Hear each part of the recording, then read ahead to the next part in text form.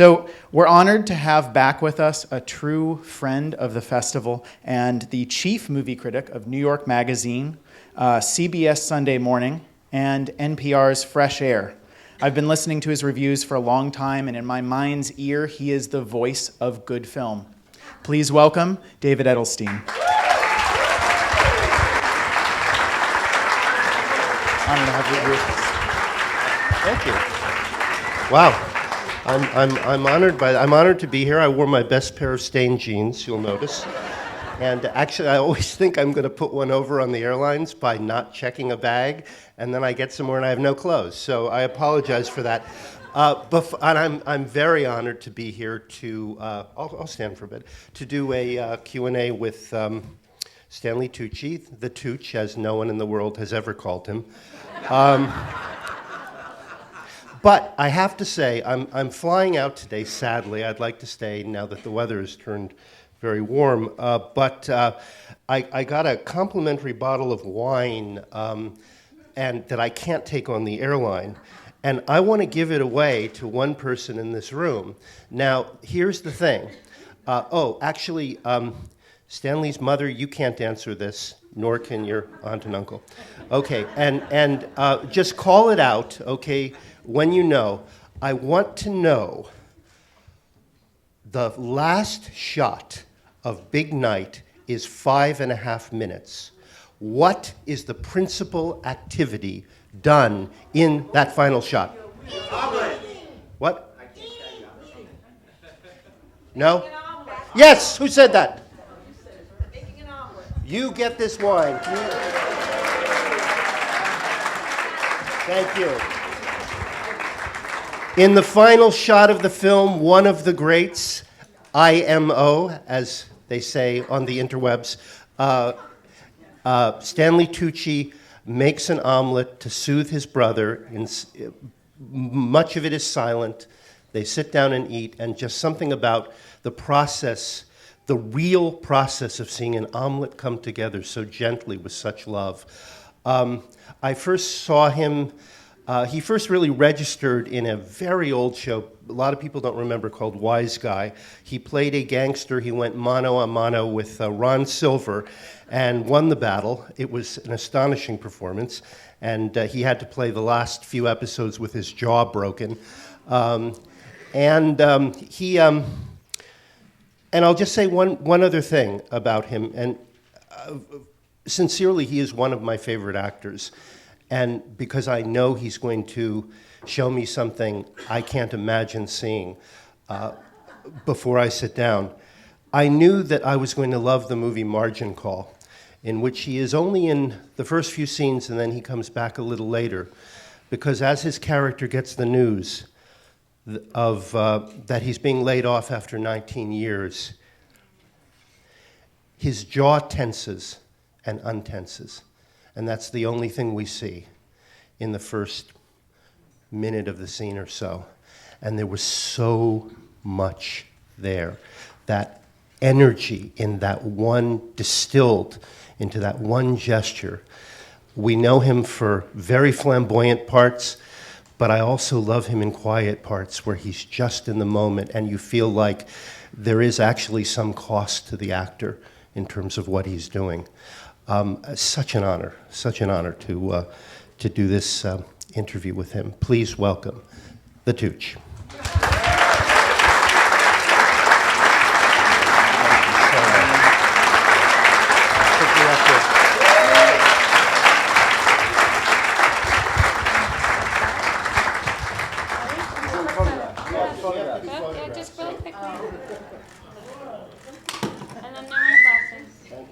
There you go. Thank you. Thank you. All right. All right. Thank you. Thank you for that lovely introduction. It's very nice. Thank you. You're very welcome. Your beginnings as an actor are. I know you grew up in was it Katona, Yeah. New York? Yeah. And which is about an hour and a half out of the city. And like an hour out of the city. It's very green, very pretty area. And then you went to a conservatory. Who was the first actor that you worked with or director who is still a presence in your life that you encountered in the course of your training and your early days? In my training, no, the college professor, a guy named George Morrison, who had come from Second City originally with Paul Sills and Viola Spolin. So therefore, the basis of the training was improvisation, theater games, and stuff like that, which is what the Second City troupe had kind of refined in the 1950s. And he ended up having a school also with Mike Nichols and Paul Sills in New York City. So he died just a couple of years ago. So he was the last one really that I didn't see him very often, but every now and again when I was in New York, I saw him. But he was very influential. He was incredibly important to me because his teachings were, yes, based in improvisation, but they were also based on the Stanislavski method, which he was not a slave to, which was good.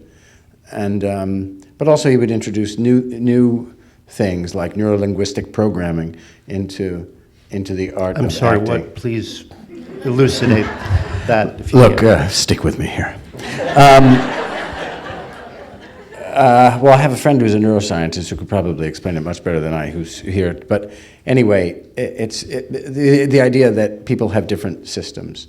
In other words, you have a primary system. Your primary system, you might be a visual person. Your secondary system, you might be a kinesthetic person. Somebody who's a chef might be a gustatory, an olfactory person, things like that. So when you address a character, when you're looking at a character, you sort of figure out what their system is. Now, it can be an over-intellectualization of how to prepare for a role, but it's definitely helpful. And any good writer, sort of instinctively, will write write for the system, for their character's system. So Shakespeare, and you see it very clearly in Shakespeare, and their language will express what their primary and secondary The verse has systems its are. own rhythms. Has its own rhythms, but it's also about if a visual person will use words, will use visual words, visual language. So they'll say, it doesn't look right to me, I didn't see things that way. An auditory person will say, it doesn't ring a bell, it sounds off to me. A gustatory person will say, leaves a bad taste in my mouth, something's fishy about it. It's all there, and a kinesthetic, I'm not talking about our interview. The kinesthetic person will say, it doesn't feel right, I stumbled over that, I tripped over that. So it's a way of kind of discerning what that system is. That system then decides how you behave, how you move your body. So it's one tool to help you sort of get someplace. Well, does that help you when you get a script that's somewhat slapdash? Does that help you create a sort of through line, a more fluid line? It does, but it does. But what it does is it lets you see that that a lot of times you get a script and every character is sort of speaking the same way. So that means that they don't really understand the characters that they're writing. If you really understand the characters that you're writing, those characters will inevitably have different systems built in to their dialogue, unconsciously. Well, so what do you do then if you take one of those roles? You don't take the role. You don't. No, you rewrite it. You say this needs this needs that. It's very hard. You can't really explain neurolinguistic programming. That would be silly, as I just proved. But you sort of say, well, I don't. This doesn't have a real. I don't believe this. Are there any particular roles then, and you've done so many, both on stage or early on and in film and television, any ones that particularly where that gave you a kind of a key to figuring out what you were going to do with the character? Where you thought, this is the triumph of that particular... You mean in the writing? And in your performance that subsequently came from it. I have one in mind, but I want to see if you picked I don't know. I don't know. Sometimes it's just there on the page and you see it, and it can be a comedy, it can be... There was this movie I did a long time ago called Undercover Blues, and when I read the character, I thought, well, this is the funniest thing I've ever read. Because he was he was an Hispanic petty thief who was like the Sisyphus of crime. And no matter what he did, he wasn't successful. And it's like a classic sort of commedia character in a way, I guess, but it was so well written, it was so funny that it was, all you had to do was, it was all there. And I was thinking... I don't know if I answered your question. No, you did. But I was thinking of, Devil Wears Prada, now that I think back, your eyes were connected to your sympathetic imagination in that film. And I know it was, a lot of it was in the script and your rapport with the actors, but that seemed a part where musically it seemed very much of a piece. Yeah, well, that was a beautifully written script. That was a beautiful script. And that character was so well drawn. You didn't have to do much. It really was about modulation, and you never want to send a character up. I mean, if you're playing any character, but if you're playing a gay character, you don't want him to be, unless it's written as such and it's appropriate, to be this sort of flamboyant, flaming. That's just silly. There's just no point in that. He was who he was, and he has that beautiful speech where he sort of explains to her, without really saying it's him, about what it was like growing up. These magazines are important because they have an influence on everyone, including young boys who maybe don't want to play football and all that. Yeah. What did you feel was the first part that you absolutely connected with, either on stage or in a movie, that you said, I have to go back to this feeling? Or was it a moment in class? Or was it, No, it's just moments. It's just moments where you go, oh, that worked. And then you realize, well, then you're trying to figure out why that worked. But then you can't actually try to recreate it. It's kind of this vicious circle in a way. I mean, it's like when you go out if you have an opening night in a show, you go out and you have a great opening night. It's inevitable that the second night will be horrible. Yes, because you often try to recreate what happened that night. Well, you can't. You can't recreate what happened that night. The audience is completely different. You're completely different. So you have to just do it the way you rehearsed it. And then, but it's very, very common. And I always tell younger actors, they're like, oh, but then the second night, I go, well, of course that was the case. I mean, have you encountered, and without naming names, or feel free to name names, actors who you felt were sort of too set, that you were trying to loosen up and get into the moment in scenes that you played? Yes, yeah. I think particularly as a director, I mean, there's only so much you can do as an actor when you're acting with somebody. You can't. It's not your job to, you hope it all works out in the editing room. But as a director, there are different things that I do to help people relax themselves. I think the tough part about acting, younger actors maybe sometimes in particular, is that you have a very specific idea of how you're going to do it, and you stick to that. And I always think that when you walk onto a set, you must be completely prepared to do your role, but at the same time, you have to take all of your ideas, and be able to throw them out of the window if you need to. So the more free you are, the more prepared you are, the more free you can be, and the more. But people will come in and sort of have this idea of, this is the way I'm supposed to do it, without really acknowledging the other actor, without working with the other actor or the elements around them. If a car goes by and you're shooting a scene on the street, and there's this sound, a car goes by, you can just look, as you would normally do, you'd look and see the car. If the car feels too close to you or whatever, somebody walks by in your peripheral vision, you might turn as you still that I'm talking to you. But a lot of actors will just deny anything that's happening around them and across from them because of an idea. And ideas are the worst things in the world. Or lack of them, I Yes, would say. that too, It can be yeah. a problem too, but I mean, some minds are so open that there's just wind in there. But you know, sometimes a soap opera actor, you know, will, and I don't mean to pick on soap opera actors, but they will boast that, you know, part of the wall fell down and they didn't react to it. They stayed with their, they stayed with the, the Well, that's role. actually not a bad idea, I guess, to stay with it. I don't know, but also soap opera acting is a very different animal because I think you're confronted with reams of dialogue, and you have to do it, you know, that fast, and you're just trying to get from point A to point B. I've become obsessed with rewatching Dark Shadows, and back from the days where they couldn't do retakes, and it's just wonderful to see them start a line and then realize it's the other actor's line. Oh, really? Yeah. I have to watch it again. Jonathan Frid could go up in the middle of saying his own name, and he and poor Grayson Hall, who was a great stage. Did you ever see her No. on stage? Anyway, she would say, "Well, yes, as you were saying, Barnabas." I got to see that. No, it will be a lesson in how not to do things, but how to earn our love all the same. What happened between when I think of your sort of establishing a reputation as a film and television actor? I guess was Wise Guy a break for you because it was such an extraordinary season.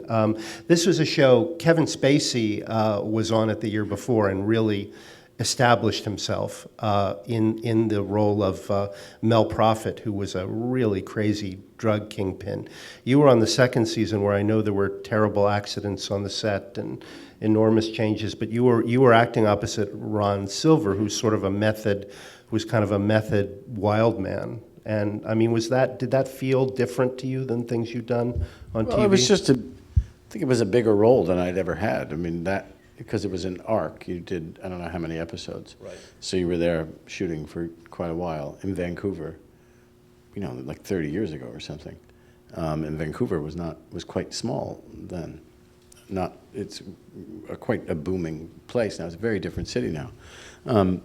But it was, yeah, I mean, I think because it was a bigger role and you got to sort of do this arc, you had a real arc to the character, and also there were ideas that they had about how I should play it, and I didn't really play it that way. But once I started doing it, they sort of understood. And also just I remember the first costume fitting was just these weird clothes, and I thought, those clothes aren't right. And luckily we got to wear what I wanted to wear. They wanted you to be more extreme? Yeah, well, a little more sort of that sort of coarse Italian gangster that we're used to seeing, and it wasn't as interesting to me. I mean, I did a number of those sort of gangstery roles for a long time, and then I made a conscious choice not to do them until I did The Road to Perdition. Yeah. Where you were Frank Nitti. Yeah. But that was a beautifully written script, and everybody was bad in the script, so it wasn't just the Italian guy who was bad. Well, also you played that quiet. That's what I loved about that. So that's my favorite scene in the movie because you played it dead quiet. Yeah. You know, just you were thinking as a businessman, as you were talking with Tom Hanks, playing a hitman, and who you knew really had to die, right? I mean, there was. He had to die. Yeah. Yeah. And just explaining it in the most rational and thoughtful way imaginable, which is not how one thought of Frank Nitti at that point. No, but the thing is, Frank Nitti was always portrayed as this sort of crazed, murdering lunatic. Yeah, like in the Untouchables. Yeah, and he really wasn't. He was a great businessman. Yeah, I just read a novel in which he's a major character. I can't remember. Oh, yeah? There was a series of crime novels, and he was really, I wouldn't call him thoughtful, but he was very methodical. He was. Yeah. He was I think he was never a violent, by all accounts.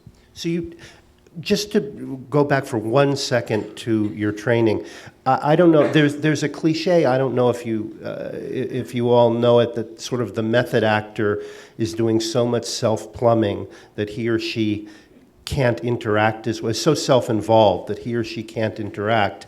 Whereas to combine that with a teacher who, and by the way, that's not fair to Stanislavski, who that's more of a Lee Strasberg thing, but to do that with a teacher of improv, with someone who trains you to work specifically with the other actor. Yeah. Were reconciling those two approaches difficult, or was it much more natural than? No, I think it was hard to do it because when you're young, you're learning both things, so you can't really meld the two at first, and I couldn't anyway. But now I do. Again, it's about ideas. You just have to get rid of your idea. You don't have to use the idea of the method for everything. I mean, the thing is, I remember going into George's class, George Morrison, the class that he had in New York, and working with the actors in the scenes. And I said, one guy was doing all this stuff, this sort of lots of emoting. And I said, what are you feeling? Well, I'm trying to feel this, I'm trying to feel that, and I'm trying to feel. I said, you're trying to feel what? Well, I'm tired and I'm cold. I came in from the outside. I said, well, why don't you just make it simpler? You're trying to show me everything by you trying to feel everything. I don't really care what you feel. What you feel is of no consequence to me. What you make me feel as an audience member is what's important. You could feel nothing on stage. Nothing. I don't care. As long as I'm crying or laughing as an audience member. That's all. So it's just pretend. So the idea that an actor has to feel all these incredible... It's not really true. You may feel nothing. You may just be really good at faking it. Well, that's surprising to hear from you. It's and disillusioning, frankly. But and yet, at the same time, if you do it right, you will feel something. Do you know what I mean? But if you're sitting there working at it, I'm watching you work at it, then I don't feel anything. Right. But I know, for example, that you just directed a film, Final Portrait, which premiered in Berlin. It was about the great painter Giacometti. And that book is a favorite of mine that it's based on because it's a dialogue between a critic. The critic is actually the subject, James Lord, who wrote the book. And it's a dialogue, but here is a man who is his own toughest critic and and always believes that what he's doing is always fighting against dishonesty. Mm-hmm. I mean, I haven't seen the film, but do you find that is your life as an actor a battle against dishonesty? Without question. Even though it sounds like the complete opposite of what I just said. That's what I'm getting at. But it is a fight against dishonesty. What's more dishonest is the actor trying to make himself feel something, to get across his emotion or to get across the emotion of the play. And if that's not working, it becomes completely self-serving. The play isn't served, the audience isn't served. What's the point? So that's dishonest and selfish. What's more honest is I must serve the play and I must serve the audience. So what do I need to do to make that work? That's honest. So people confuse the two. And people think, oh man, he's such a great actor. Did you see the way? And you're like, well, he's not. He's not a great actor. He's just annoying. And he's having a ball up there, but it's not doing anything to the play. It's not serving the play. It's not serving the thing as a whole. And it's certainly not serving the audience. The audience, it ultimately ends up being selfish. So yes, it is. And I think that you have to struggle, and the reason that I love that book so much, I carried that book with me for many years, called The Giacometti Portrait. I found it like 30-some years ago, and to me, it's the perfect book written about the creative process because it's about the struggle for the truth and how that truth is unachievable in art. So Right, he'd never thought of a painting as finished. It's never right? finished. Yeah. And you can never think really of a performance as finished.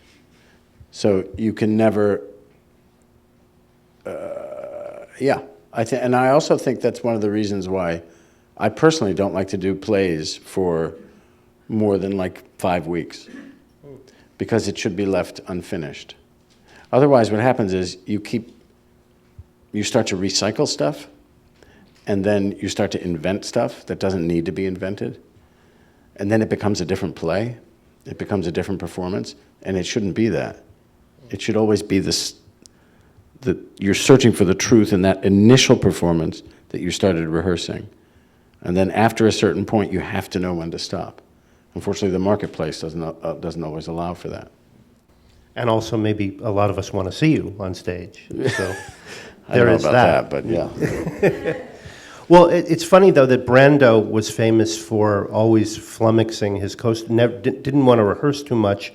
I'm talking about on stage before he, became Crazy Brando. Or maybe he was always Crazy Brando, but he never said a line the same way twice, it was said. Does anything appeal to you about that approach? Without question. Yeah, it's spontaneous. It's different every time. I mean, I think if you're doing something comic, particularly farce, there's something mathematical to it. I mean, if you don't say a certain line a certain way for the most part, you're not going to get the laugh. American actors have a hard time with that sometimes, the method-trained ones. Sometimes they don't understand that. I know I'm generalizing terribly, but maybe it's because the Brits are so trained in farce and the reality of farce. Yeah. The reality of the ticking clock, that Right. you have to get this done in a certain way. Americans don't quite see, sometimes they don't quite get the rhythms right. I know this, I've seen it. It is very specific. It's very, it's very mechanical. And it has to be a certain way. Otherwise, it just doesn't work and it falls apart. So in order for it to be a certain way, you have to have a substantial amount of technique to make that work. However, that said, at the beginning of rehearsing it, you have to start with the truth of it. And I directed a farce on Broadway about 6 years ago, and the key thing was getting everybody not to sort of go broadly comic right away. I said, no, let's take it nice and slow. Just talk to each other. Let's take this. We'll make it very real. And then, slowly, we'll build it up. And then, once we get there, then we have the mechanics of it. And then you figure out the sort of, what they call lotzi, like the gags, the physical gags that were used like in Commedia, like a guy has to get a pillow off a thing. You go like, okay, we'll go get the pillow. And then you realize, oh, that's a gag. And then you can spend half the day figuring out that gag. But the gag has to come from a reality. The more real it is, the funnier it will be. But that doesn't mean that it can't be heightened. Right. So you have to modulate it Right. according to the genre. But that must be, is it frustrating then, that's when you have the luxury of rehearsal in a play, but is it frustrating for you sometimes to do these films, which some directors don't even permit rehearsal or have time for rehearsal? Yeah, a lot of times you just don't have time for rehearsal, so it's hard. It's very unlikely you'll be filming a farce, so that's fine. But Sadly. yeah, but but that's where technique comes in. That's why it's important to have the technique, so that you can just go, okay, here's what we have to do. We have to do this with it. And then you have the technique, you have the technical ability to achieve what you need to achieve for the scene, but then you also have the spontaneity to make it different and alive every time. What's so wonderful, one of my favorite performances of yours, did you all see Julie and Julia?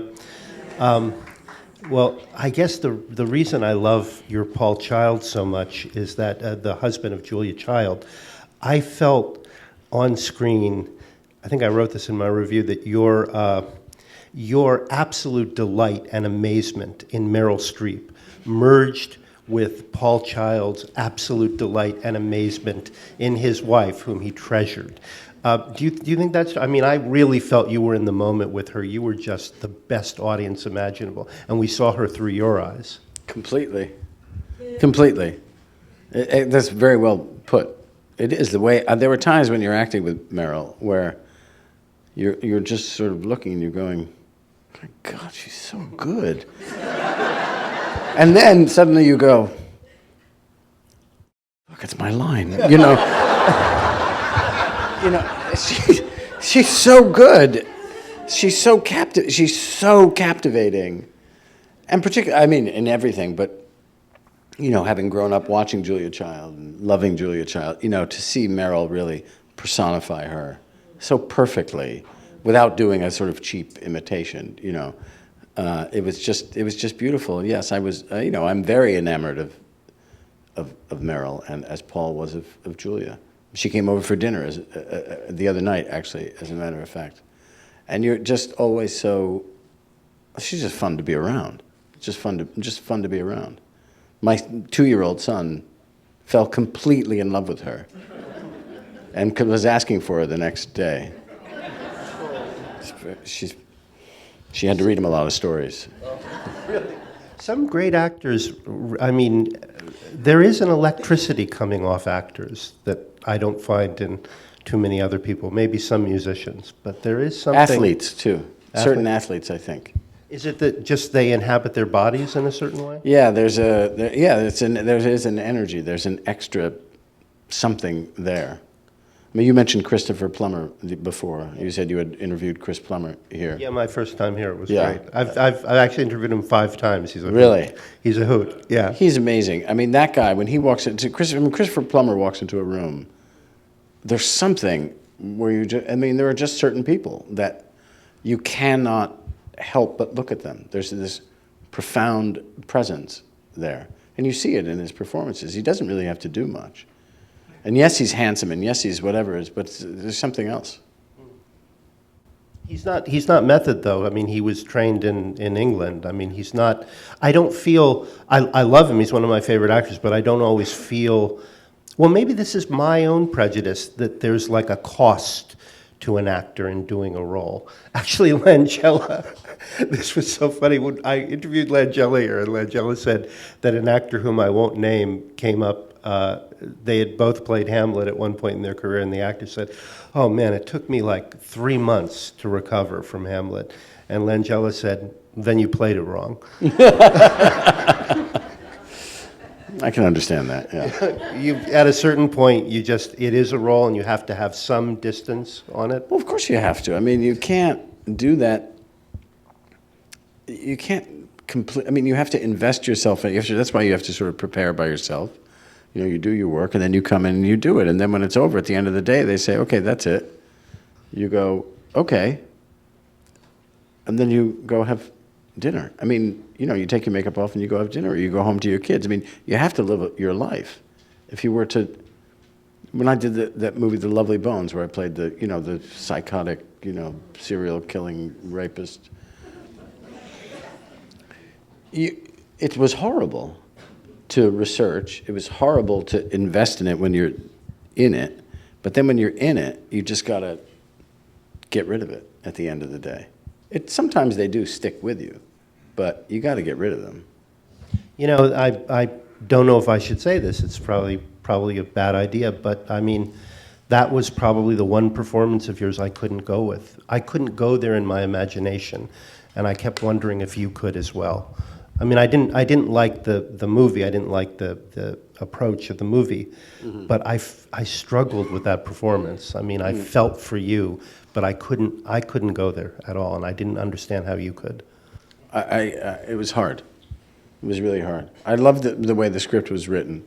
I don't know that the movie works completely, but I think that the story was such an interesting story. I never wanted to play a person like that, but if I was going to do it, that was the one. I mean, I won't do it again. Well, Saoirse Ronan is also an incredible, even then, incredible actress. But there's an example of somebody who's just naturally talented, with no real training, with no real anything. You know, she comes on. I remember when we had to do the scene, which we didn't shoot until the very end of the shoot, and the shoot was very, very long.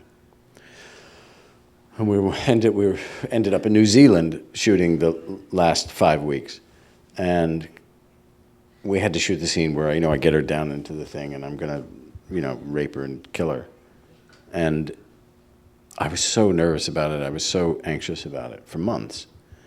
And after the first take of, where I start to sort of, go to grab her or touch her or something, I said to her, I said, are you okay? She goes, yeah, I'm fine, I'm fine. And we do it again. And then I said, are you okay at the end of it? She goes, yeah, I'm fine. Did it again. I go, are you all right, Saoirse? She goes, Stanley, I'm fine. She goes, are you okay? She was 13. I said, no, not really. I don't like doing this. She says, all right, don't worry about it. It's fine. It just she just knew what she had to do, and then she went, and then she left the set and did her homework. Do you know what I mean? I went and had a martini. But it's so different for everybody. One of my favorite actresses from years ago, she hasn't done anything too big lately, is Ellen Barkin, who had a reputation as a terrible hellion on the set. And she explained to me one day, she said, look, if you are working with all your heart and soul to strip away your own defenses so you can be completely naked on camera, and in the middle of the scene that you're doing, a light falls because someone hasn't properly hung it, you don't go, she used the second person, it might not be universal. She said, you don't go, oh, that's okay. You scream like a banshee, and you cry, and you walk off the set, and then you suddenly have the worst reputation in the world as somebody to work with. And yet I feel like I couldn't have played that particular role if I hadn't been so naked and so out of control in those moments. Does that jibe with any, no? Well, I mean, you can get upset about things because you're in a state. If you're in a state and then something goes wrong, I mean, this happened to me just recently. And I got very angry, but I got angry because somebody didn't do their job properly. And that drives you crazy when you have this very short window of time to get what you need. But you have to keep it all in perspective. Then you have to say, sorry, I didn't mean to get so. And everyone's like, no, whatever, don't worry about it. It's not a problem. But then again, mistakes happen, and you have to acknowledge that they happen. If they keep happening, there's some systemic problem on that set. But a mistake happens. It's just, like you forget your line. Everybody makes mistakes. You don't stand on your mark in the right. You come late sometimes or whatever. I mean, we're all trying to do, film is a collaborative effort. So you have to be forgiving. If you scream and throw a fit every time, that's just weird. But there, well, as a director, do you think like an actor when you're directing? Do you try to establish that kind of empathy, actor to actor, when you're working with actors? Yeah, without question. And also, they know I'm an actor. They know that, I know what they're feeling and thinking at any time. And also, so it sort of gives me more latitude, I suppose, as a director, because I can be very technical almost. I can say, okay, I need you to walk back there, count to 3, turn your head to the left, keep it there for 1 second, look back, put your head down. Okay, good, I got it. I got what I needed. And then I'll say, okay, now just do one. Or do another one, try this, say this, lose that line, forget about it, do this, And you have to keep it alive and moving. But because I'm an actor, I think they trust me more. Do you? And I always say that I'll never ask you to do anything that I couldn't do myself. But I can do a lot. Including take your clothes off, right? Yeah, take my clothes off, sure. I envy you working with one of my favorites, also Patricia Clarkson, acting opposite and directing her.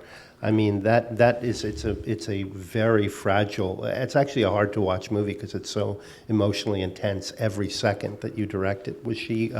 Did you feel a connection to her? Oh yeah, incredible. Because we're very good friends for years, and she's a great character too. Yeah, it was a great. They're talking about the movie Blind Date. Yeah.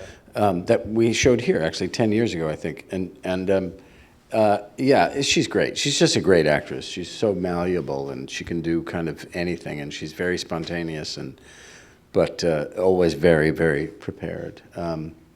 It was wonderful. And of course, because I wrote it and I was directing her, so when we were doing the scenes together, I would be in the scene, and then I would just sometimes go, say that again. And she'd go, oh, Steph, don't do that. And I go, shut up, just say it again. Say it again, but be more sad. And then she'd say it, and I go, all right, then we would continue the scene. That's so wonderful because it's so intimate. It is intimate. It's incredibly intimate. Yeah. Yeah. Do you feel that when you're not directing? Do you feel that, or do you try to feel that with the actors that you work with? I'm not talking about in Transformers, but I mean just in other sorts of movies. In intimacy, of course. Yeah, of course. Yeah. Yeah. Like I just did this thing in LA for TV, for Ryan Murphy FX, this thing called Feud. And where I was working with Susan, with whom I'd worked with before and directed before, and Fred Molina, with whom I had directed before. He plays Robert Aldrich. He's really amazing. Oh, he's amazing, yeah. He's great. And you know, you have that nice rapport already, that friendship, those years of history, and that really helps. And you want it to be as sort of intimate and spontaneous as possible. And I also like to play around with the lines. And I always say to the director, I said to Ryan, is it okay if I play a little bit with these lines? And they go, yeah, sure, it's fine. Because you want it to be spontaneous. Well, that's a role that could be such a cliche. It's one of your you sort of have these. You have a very driving mode in certain performances where you really have to carry scenes, like in that great performance in Spotlight, but then you have this sort of softer roles, like in Margin Call, which I said I love that performance so much. Could so easily, Jack Warner could have become such a cliche in the way and yet I really responded to your energy, to your awareness of everything going on the screen. Good. Yeah, because he was brilliant, Jack Warner. Yeah. He was a horrible person, but he was brilliant. And he was incredibly charming by all accounts. And the thing is, and that's what you have to be. You have to be, as you're engaging with whoever that actor you asked about intimacy, you have to be that intimate with them. And that's sort of the beauty of acting, and that's what audiences want to see. They want to see people really intimate with each other, really talking to each other. Not me acting and Fred acting, but us really talking to each other. And he was dealing with neurotic actresses, and so you perform almost a seduction in every scene with them, with these two incredible actresses. Yeah, great actresses. Actually, I saw Jessica Lange interviewed once, and she talked about, I don't know what her technique is, but she had a very interesting, she gets into a role, she said, by sort of touching things and by feeling sensations that are in the moment. You know what I mean? She would talk about, touching her arm when she was lost in the scene and just bringing herself back down to earth. What's it like? What was it sort like? of grounding yourself. Yeah, Yeah. there is a sort of technique of that in a way. Yeah. Yeah. Was it very different working with her and Susan Sarandon? Yeah, I guess in some ways. Jessica was a little playing around a little bit more than Susan, but I had very little to do with Susan. I had one sort of big scene with Jessica that was really fun, and unfortunately we shot it at like 11 o'clock at night or something. But it was really fun, and we would make stuff up and change stuff and. She's very playful. That's great. And you just worked with Emma Thompson, a book I love very much called The Children's Act.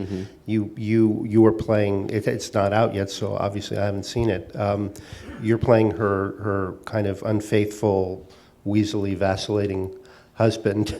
Was it interesting working with her? Yeah, it was great working with her. She's amazing. She's like Meryl. I mean, she can sort of do anything,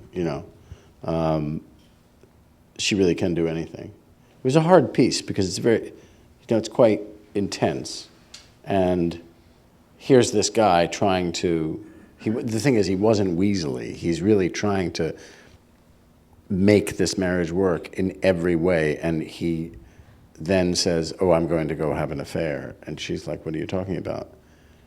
And he's just looking for a way to. He's like, he thinks his honesty is what the thing that's going to help, and of course, it doesn't help because he just misses her. He wants to be with her.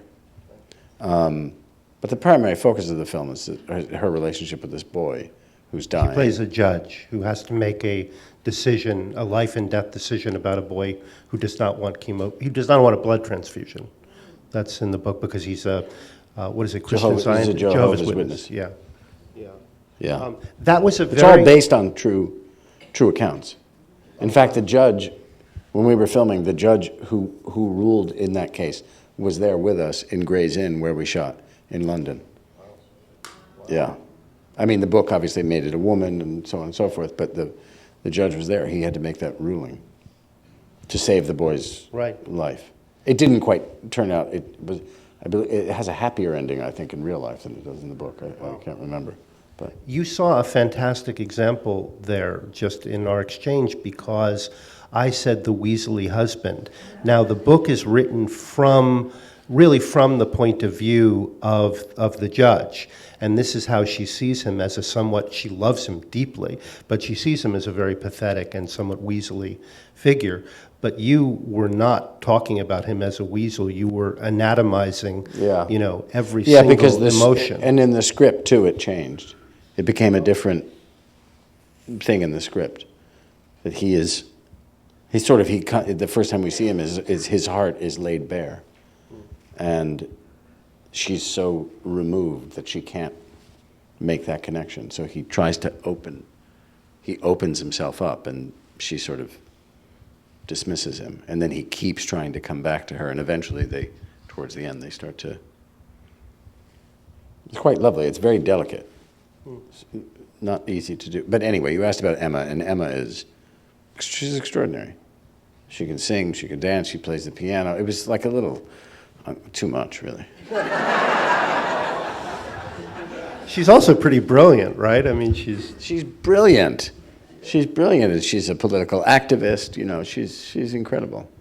As are you. You've been political of late. I mean, I guess we all, those of us who value not-for-profit arts institutions, are probably have to be at this point because their very survival is at stake.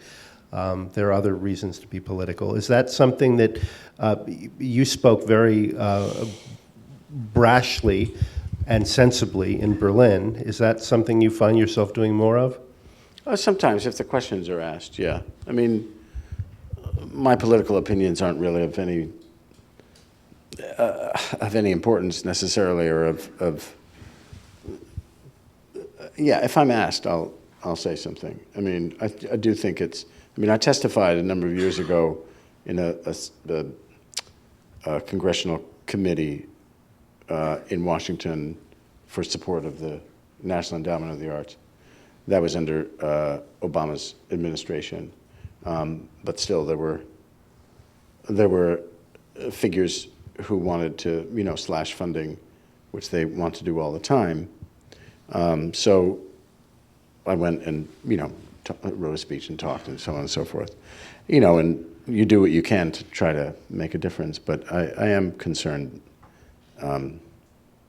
with this administration that it will disappear. And most likely, I have a funny feeling it probably will. Because they'll just wipe out the NEA. They'll wipe it out, which I think is really unfortunate because I don't think that art is a luxury. I think it's a necessity, and I think it's a huge part of a healthy society. And I think that, and if we leave it to the marketplace, then I think we're doing ourselves a disservice. We're doing our kids a disservice, our communities a disservice. It doesn't cost that much money. It costs 2 Tomahawk missiles. No, I mean. Well, it costs about what we're spending on security for Trump Tower because he doesn't want to live with his wife.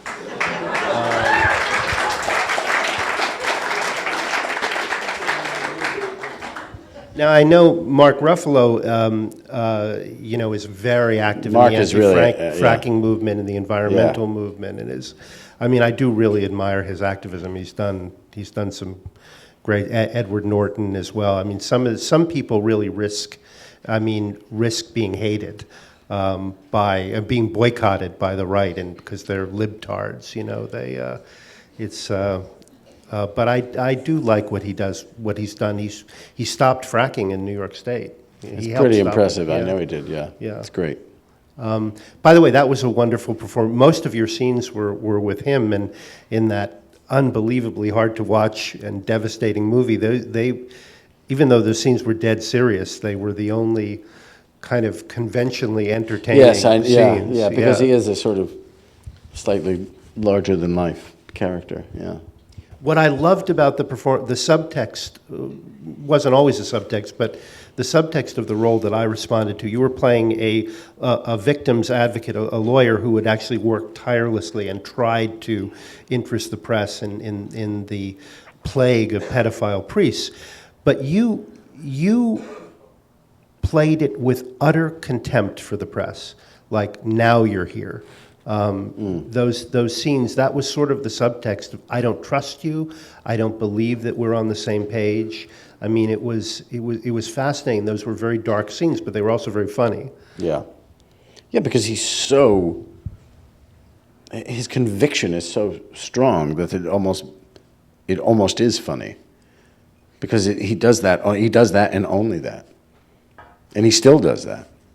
I mean, he was not interested in helping the film get made or anything. He didn't trust anybody, and frankly, you can't blame him. Really, that's interesting. Yeah, he didn't want the film to be made. I never met him. I said, "Can I meet him?" They said, "No, don't meet him." Tom, the director, and the writer Josh met with him, and I said, "Well, can I?" And they were like, "Don't do that." Because he was sort of threatening and saying, "How can you do this? Isn't right." He wanted to sue and blah, blah, blah. Then he saw the movie, and then he was. It was a 180 degree. Then I spoke to him on the phone, and we emailed each other, and he's so happy because he said, "You have no idea how important this movie is. It has been a game changer, for lack of a better expression, for the victims." He said, finally, these victims are able to have a platform, and it's great. That's when movies really. That's very rare that a movie can have that kind of impact. And make reporters celebrities in their own, investigative reporting, which is a dying industry. Sadly, it's certainly not the not-for-profit world. I mean, the for-profit world is not really funding it in the way they used to. That's why the Globe is to be treasured for establishing that unit. But I liked that he must have respected your integrity and not making him likable, in a I guess, way, yeah. making him impossible. So. But he was, that's what he was, and you have to play it that way. It's just, you have to play the truth of it, and the truth is, he was abrasive, but he's fighting for what he believes in. Are there any performances that we might have dropped by the wayside that were not, that you'd like us to all take a look at, that you're really proud of, but that nobody sort of talks about? I mean, we talked about the big movies. No. Any ones you don't want us to see? Most of them, yeah. Oh, no. Yeah. Well, are you very self-critical when you see yourself on screen? Mm-hmm. Yeah. But you know when you've done great work, right? I know when it's pretty good. Yeah, I don't always feel like, Also, if I direct myself, I have to watch myself for like 5 months in the editing room. But eventually you become completely disassociated. Really? You have to. You have to. Otherwise, you jump out the window. I mean, can you imagine looking at yourself? You see all your bad takes. We see everything, Yeah. Yeah. Well, I know you've said before that your favorite performance of yours is in Devil Wears Prada. Is it because the making of it was such a happy experience? I think so. As well? I don't know if it's my favorite performance, but it was one of my favorite experiences. Very, very nice people involved. Yeah, in it. yeah, And you fun met- movie. And you met Emily Blunt, Yeah. who introduced you to her sister, Yes. to whom you are now Married. married. Yes. Okay. Thank you. She's not clapping about it. But do you live a lot at the time in England now? Yeah. What's that like to be married into a British? And they're a fairly intellectual British. Are they? Not Are really. they upper They're not very crust? No? bright. The whole No, they're not family. very- Bunch of, yeah. yeah. Twits. No, they are. They're all really. My father-in-law is a barrister, criminal defendant, like one of the top criminal defenders in England. He'll be defending me soon. For artistic crimes or? Yes, yes, crimes against the artistic community. I see. The Transformers movie isn't out yet, but we'll. Right, yeah. No, they are. They're all very. My wife was trained as a barrister, and she's a literary agent, so I never win an argument. Is she going to get you to write a book? Is it what? Going to get you to write a book? God, I hope not. But anyway, yeah, it's great. It's good. England's great. Great. Well, Weather's just like this. Well, soon it certainly will be. Yeah, I know. A few years. The yeah. planet heats up. Yeah. We'll be Yeah. all fleeing to the north of Norway, except all the icebergs will Be be coming coming down yeah. from There's nowhere to go. from the poles. It's true. Mars maybe. We're going to open it up. Yeah. Sorry. You want to open it up? Yeah. I Yeah. just wanted to ask one final question, which is you're working a lot more in England now, right? Is that Well, no. I mean, the thing is, I work wherever, and I actually hadn't worked in L.A. before Feud in I don't know how many years. A lot of the stuff that I was doing ended up being shot in Europe, anyway. So it doesn't really matter necessarily. I mean, I always looked for things to shoot where I live. I mean, just because of the kids. So now I look for more things that shoot there. But luckily, there are a huge number of American films that have been shooting there for a decade now. Because of the tax breaks, it's an easier place to work for everybody. And then in Europe too. So there's lots of stuff that comes my way that's either in England or in Europe. Or Has your British accent gotten better? Your British accent? it's perfect. Okay. Which one?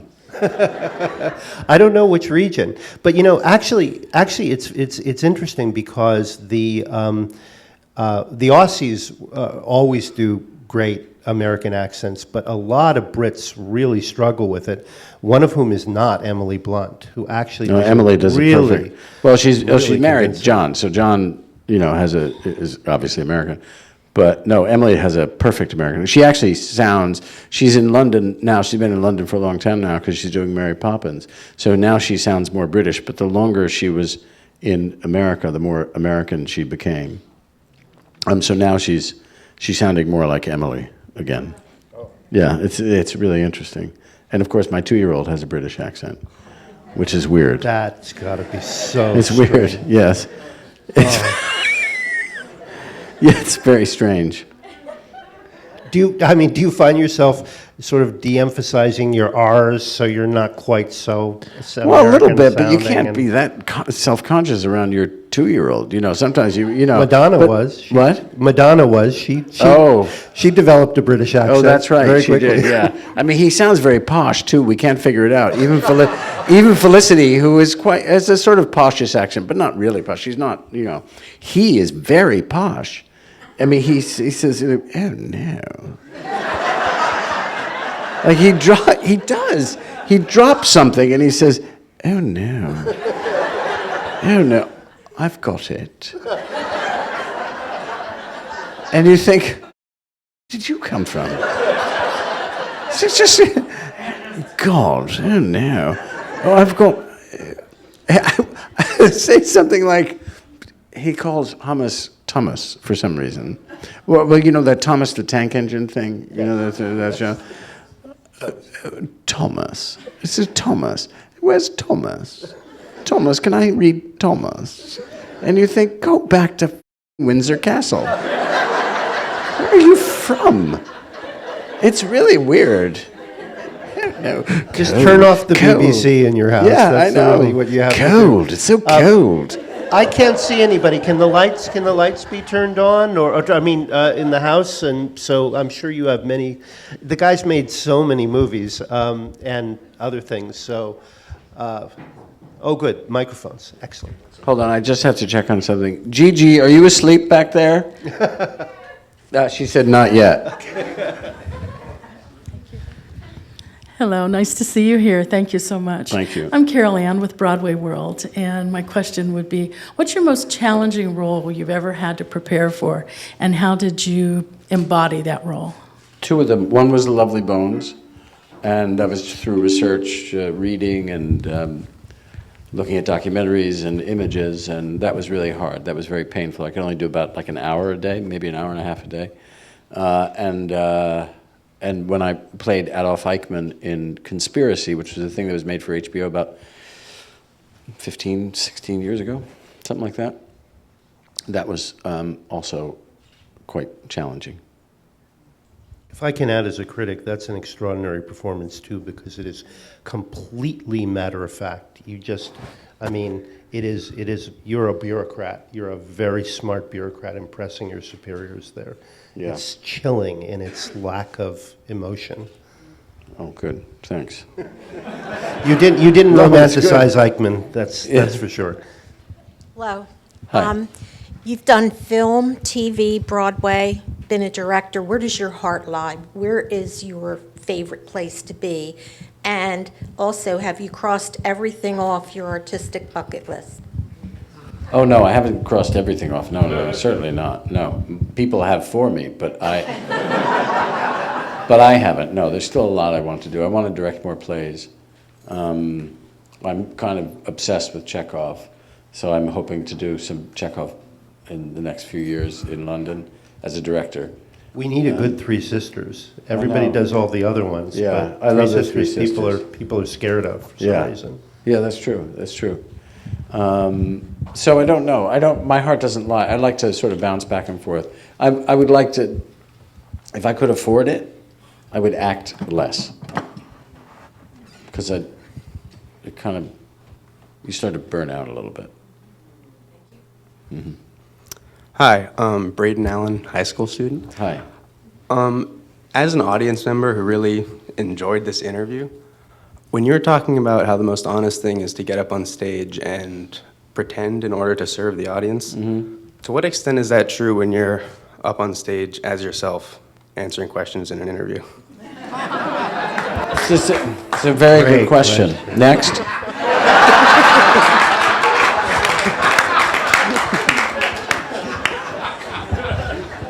I think the same holds true. You want to be, and now here it is. I want to be as truthful to you as I can with my answer, which is, I want to be as truthful to you as I can with my answer. Do you know what I mean? I have to say, I can't tell you really everything that I'm thinking about every movie or every person that I've acted with. That would be inappropriate. We're in a public forum. Were we at my dinner table, sitting around drinking wine, I'd go, you know that guy who I worked with, and he's such a, so, yeah, I mean, without question, there's a certain amount of things that you're leaving out.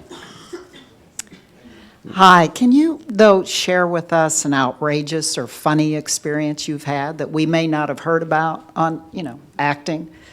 Oh, about acting, because I was going to say something happened in the restroom before. Oh gosh, I don't know. It's very hard to say. I mean, I did a play a number of years ago on Broadway called Frankie and Johnny and the Claire de Lune, in which the two characters are naked at the beginning and they're having sex. It almost ruined my entire life, that play. But so there's this classic thing which is called the actor's nightmare. And the actor's nightmare is you're on stage in a play and you can't remember your lines, and you're in your underwear or you're naked. I actually experienced that on stage. I lived the actor's nightmare, which was I was naked on stage in front of 1,200 people, and I couldn't remember my lines. You thought that would have stopped the dreams from coming, but it didn't.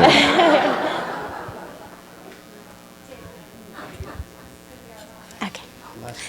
Hi, my name's Vanessa. I'm an intern here, and I'm also an aspiring actor. And I was just wondering, what are some of the things that you do to stay creative? I always try to do, I end up going to museums more than I end up going to the theater or to films. I never go to films. It's really bad. My wife has to make me watch films and my kids. Otherwise, I just keep going, let's just watch the Marx Brothers. It's true. That's all I do. My son is actually writing a thing about the Marx Brothers for as a sort of, anyway, whatever. They don't care. Why am I saying this? I think, you know, I always think that, you know, people say, like, when you're in a business and you say, like, well, I can write that off because that's part of my business. That's part of what I do, my car or my this or my that. I always think that actors should be able to write everything off. Everything should be a tax thing, tax write-off. Do you know what I mean? It's stupid. I'm only kidding. But the idea that everything informs what you do. And in order for me to stay creative, sometimes I have to go do the opposite of acting or watching movies or seeing plays. I like to either cook, go eat someplace, or draw, paint, stuff like that. You know, and sometimes you just clear your head, you know, by exercises. The exercise is really the key thing to just keep yourself healthy and clear, I think.